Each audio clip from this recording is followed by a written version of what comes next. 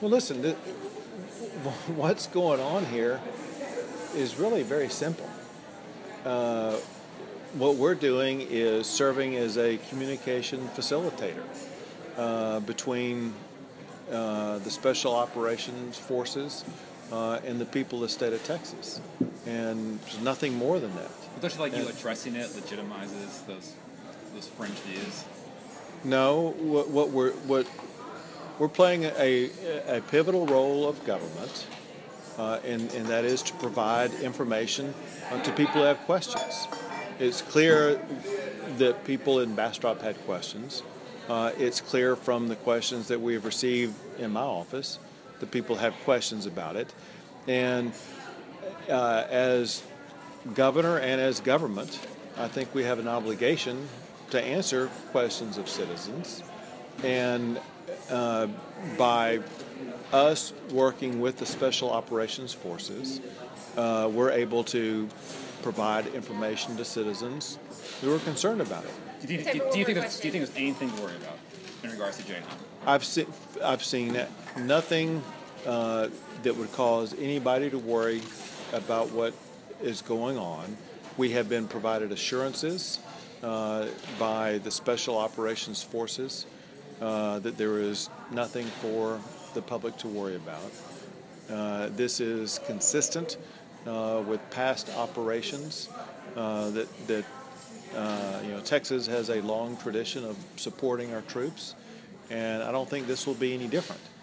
And I think that there was, frankly, an overreaction to the simple fact that someone has to be in charge with gathering and disseminating information, and we stepped in to play that role, which is a role to be applauded.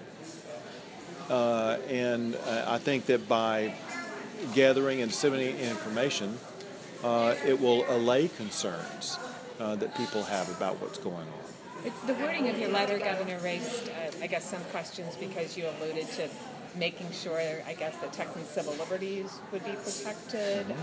Why was it necessary to include that, do you think? Well, for one, those were along the words, if I recall correctly, that even the federal government agrees with that. And I'll tell you this as an aside. Listen, we've talked to the leaders of the special operations as well as the county judge in Bastrop County.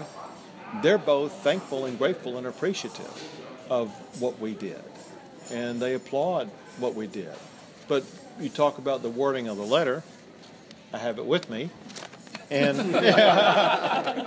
and all I can do is repeat what we said in the letter. We said the State Guard will facilitate communications between my office and the commanders of the operation, and that the State Guard, by directing the State Guard to monitor the operations, will allow Texas to be informed of the details of the military personnel movements and training exercise schedules, and it will give us the ability to quickly and effectively communicate with local communities, law enforcement, public safety personnel, and citizens.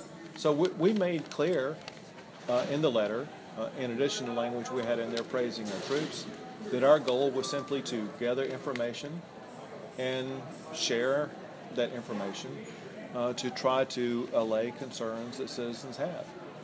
What the letter did was really quite simple and non-inflammatory, and I think that's the way it should be construed.